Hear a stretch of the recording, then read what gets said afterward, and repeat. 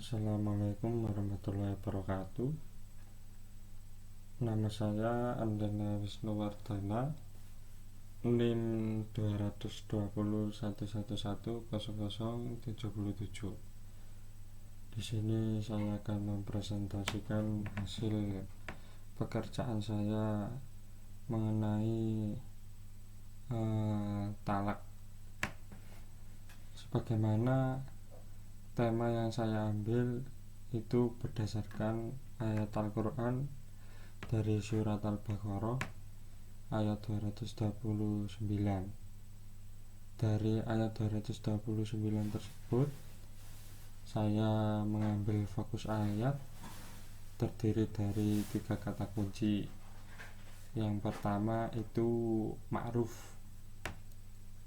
Ma'ruf di dalam Al-Mu'jam Al-Mufarras li Al-Fadhil Qur'anil Karim itu digunakan di dalam Al-Quran sebanyak 32 kali. Salah satunya terdapat di surat At-Talaq. Selanjutnya terdapat di surat Al-Baqarah ayat 231. Selanjutnya terdapat di dalam surat At-Talaq ayat 2. Dari sini saya bisa menyimpulkan yang dimaksud dengan kata bima'ruf di dalam surat Al-Baqarah 229 dari keseluruhan surat yang sudah saya cari belum bisa mendefinisikan kata ma'ruf itu secara spesifik apa maksudnya, sehingga menurut surat At-Talaq ayat 6 yaitu cara yang ma'ruf ketika sudah menceraikan seorang istri, yaitu dengan cara memperlakukan yang baik dengan menunaikan hak-hak suami dengan baik, di mana suami memberikan maharnya yang tersisa apabila masih, dan memberikan bagian hartanya serta tidak menyebutkan keburukan istrinya.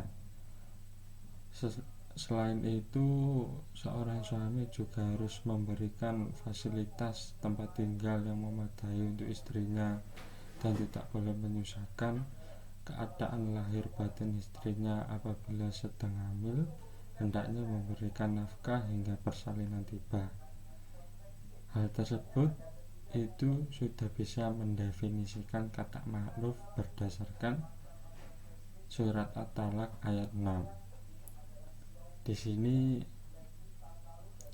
selain kata kunci yang saya ambil, yaitu ada lagi yang kedua mengenai bi'ihsanin.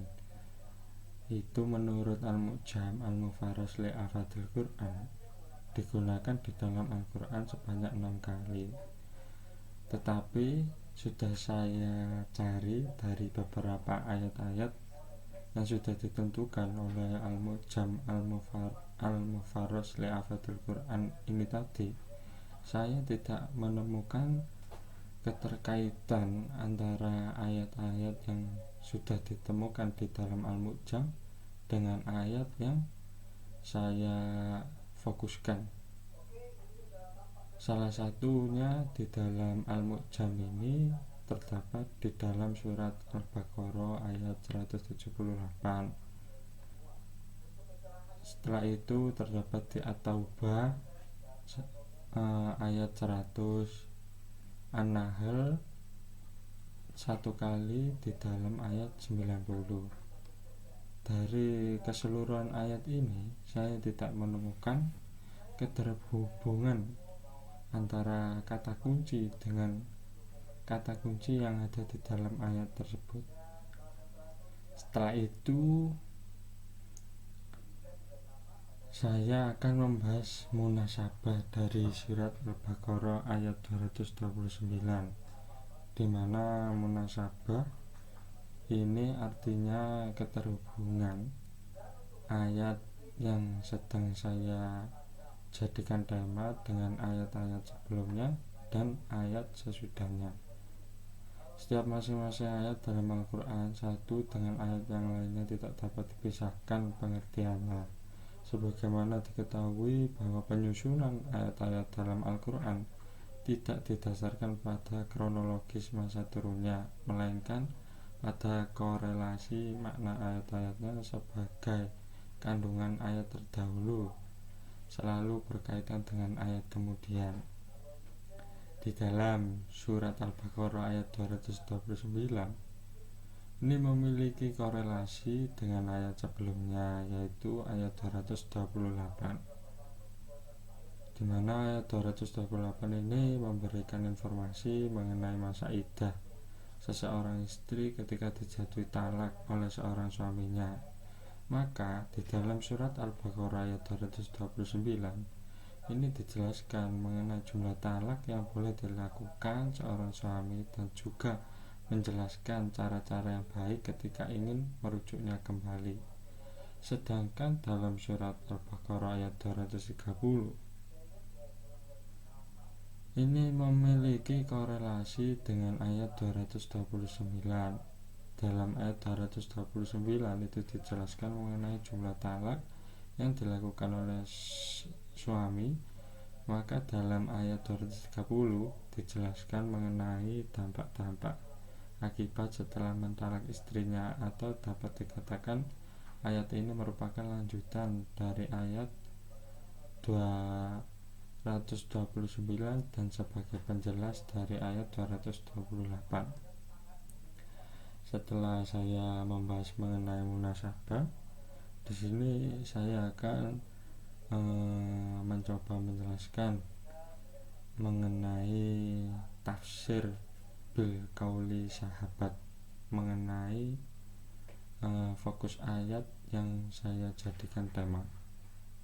Di sini saya memperoleh informasi di dalam kitab Al-Muwatta karangan dari Imam Malik, bahwasanya kata kunci pertama saya mengenai fa'am siku bima'ruf,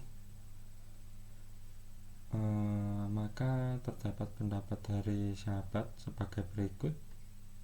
Sudah saya cantumkan di dalam artikel saya bahwasanya sahabat Hisham berpendapat bahwasanya jika seorang pria menceraikan istrinya dan kemudian mengambilnya kembali sebelum berakhirnya masa tunggunya, itu adalah untuknya. Maka dari pernyataan tersebut turunlah firman Allah yang berbunyi fa'amsiku bima'ruf. Dari ayat tersebut bahwa sesungguhnya boleh rujuk kembali itu dengan cara yang baik, bukan dengan mengambil kembali seorang istri sebelum masa iddahnya berakhir. Hal tersebut merupakan cara yang kurang baik untuk dilaksanakan. Selanjutnya saya akan mencoba memberikan penafsiran mengenai kata kunci saya yang kedua, yaitu dari kitab tafsir Ibnu Abi Hatim mengenai kata kunci tasrihu bi ihsanin. Arti dari kata kunci tersebut adalah melepaskan dengan cara yang baik. Melepaskan ini memiliki arti menceraikan istri.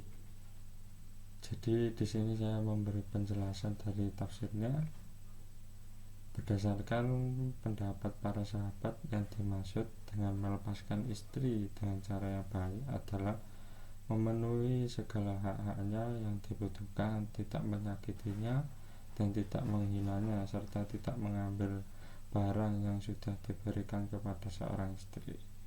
Itu saja yang bisa saya sampaikan, kurang lebihnya mohon maaf. Semoga bermanfaat.